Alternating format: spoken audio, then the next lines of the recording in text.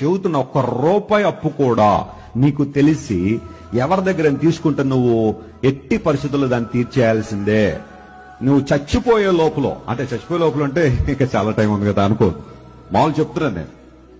నీ మీద రుణం ఉండడానికి వీళ్ళు. నీకు తెలిసి ఎవరి దగ్గర డబ్బులు తీసుకున్నావా, ఇచ్చేసాయి. కొన్ని సందర్భాల్లో ఉన్న డబ్బులు తీసుకున్న తర్వాత వాళ్ళు మర్చిపోయి ఉండొచ్చా, అమ్మయ్య అడగట్లేదు కదా, మర్చిపోయారు, అల్జైమర్స్ ఏమైనా వచ్చేసిందా వాళ్ళకి, థ్యాంక్ గాడ్ అనకో. వాళ్ళు మర్చిపోయినా నీకు గుర్తుంటే, దేవుడు నీకు గుర్తు చేస్తే తీసుకెళ్ళా డబ్బులు ఏం చేయాలా, ఇచ్చేశారు.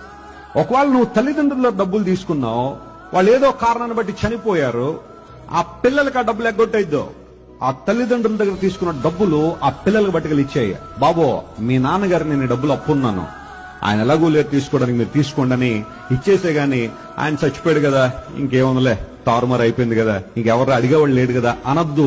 దేవుడు ఏదో ఒక రూపంలో నీ దగ్గర ఎప్పుడొకప్పుడు వసూలు చేస్తాడు దాన్ని. ఆయన వసూలు చేస్తే చాలా ఎక్కువ వడ్డీ కట్టాల్సి వస్తుందిలో.